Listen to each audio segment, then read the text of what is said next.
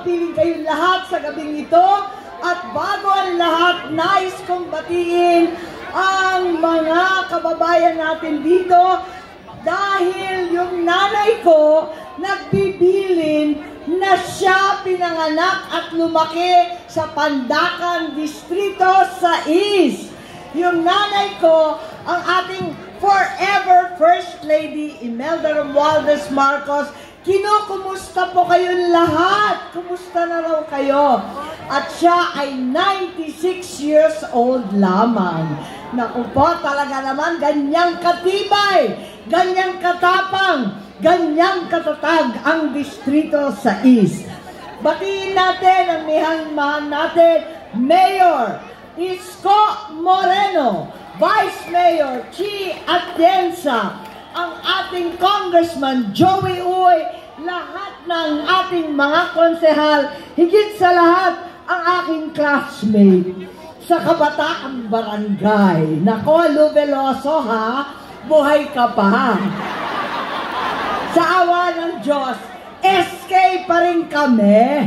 Sanggunian, katandaan. Nako, laban-laban na lang to.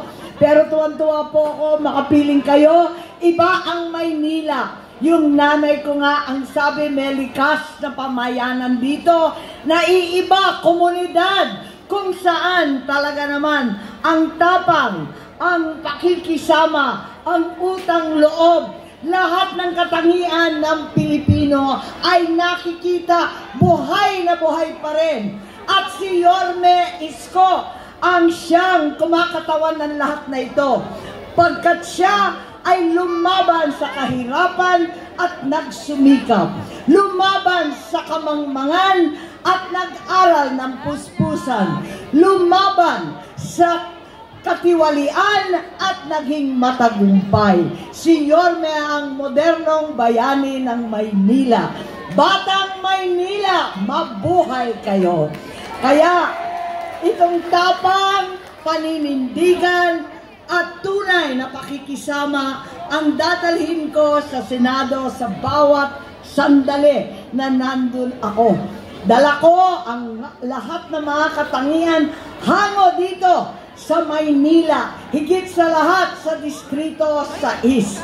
Tuwan-tuwa po ako na makapiling kayo dahil alam po ninyo, alam natin ng lahat na nagkagulo at naghati-hati ang sambayanan nung nakaraang mga linggo sa pag-aresto ni Presidente Rodrigo Duterte. Inilunsad ko ang investigasyon sa Senado at nadiskubre na maraming irregularidad, maraming labag sa batas ang ginawa nila. Hindi na ako makasama sa alyansa ng administrasyon at inasahan ko na ako ay mangangampanyang mag-isa, bahay-bahay, tao-tao, kamay-kamay. Ngunit hinakap ako ng tropang Yorme's Choice. Maraming salamat sa Maynila, sa ating minamahal na Yorme. Pagkat alam ninyo, si Tatay Digong, si Mayor Isko, at pati ako nanggaling sa pamunuan lokal. Matindi naming tenga sa pagdinig sa kalam ng sikmura kesa sa bardagulan ng politika. Matindi ang aming malalakas na boses sa pagtanggol ng mahihina kesa sa pag-umpugan laban-laban sa politikang walang kwenta. Kaya asahan po ninyo para sa lahat ng mga solo nanay. Sino rito mga solo mommies and daddies? Napakarami po ng mga solo mommy and daddy. Natay, tanay, lahat sakop nila. Meron na tayong Magna Carta na may mga diskwento, pero bigyan natin ng sustento ang solo nanay. Pagkawawa naman ang ating mga solo nanay, hirap na sa datong, todo kayod sa hanap buhay, hirap na sa panahon, takbo-takbo sa trabaho hanggang sa anak di malaman saan pupunta. Higit sa lahat, hirap sa love life at walang mga jowa. Ayan naman, ang hirap talaga. Sino naman dito ang senior citizen na? Sa mga minamahal naming lolo at lola, meron na tayong social pension sa pinakamahihirap, 60 years old and above, para bumili ng gamot, bumili ng pagkain at lahat ng kinakailangan. Palawakin pa natin to para sa lahat ng seniors, sa PWD, at higit sa lahat, yung mga solo mommy natin. Ngayon, ang Expanded Centenarians Act, pinalawak ko na, hindi na lamang yung 100 years old, pagkat iilan lang yon, kundi lahat ng nararapat na matatanda, 80 years old, 85, 90, 95, tatanggap ng 10,000 pesos sa birthday nila. Tuloy-tuloy po natin to, pagkat kung sinasabi napakamahal na buhay, napakahirap din magkasakit. Magtatag tayo ng ating mga specialty hospital dito sa Maynila. Hindi lamang yung Philippine Heart Center na nag-iisa, Kidney Center, Lung Center, Children's Center, bigyan natin ng zero balance na hospital, specialty hospital, world class para sa lungsod ng Maynila.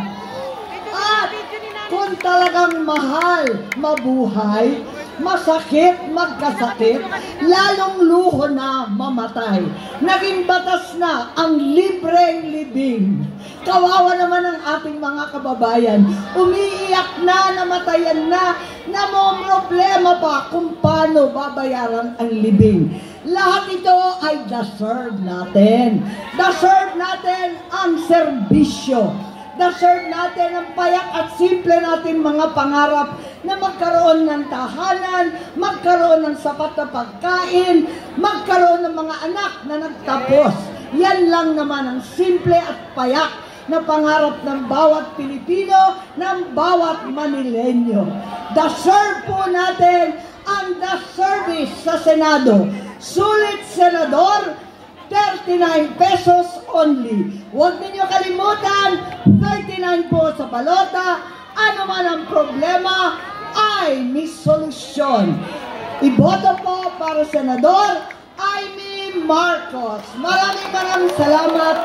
Mabuhay ang Maynila. Mabuhay ang Distrito 6. Mabuhay ang babalik na Yorme Isko. Maraming salamat po.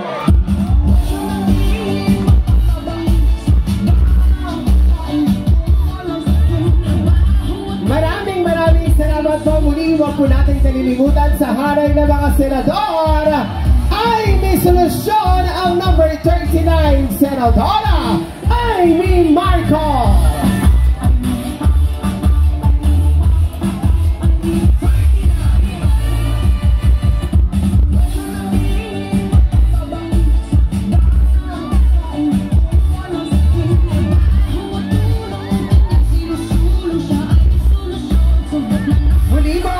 Maraming salamat, Mr. Julian Torona and Miss Ella Cruz. Muli ba ang number 39, Senadora Amy Marcos?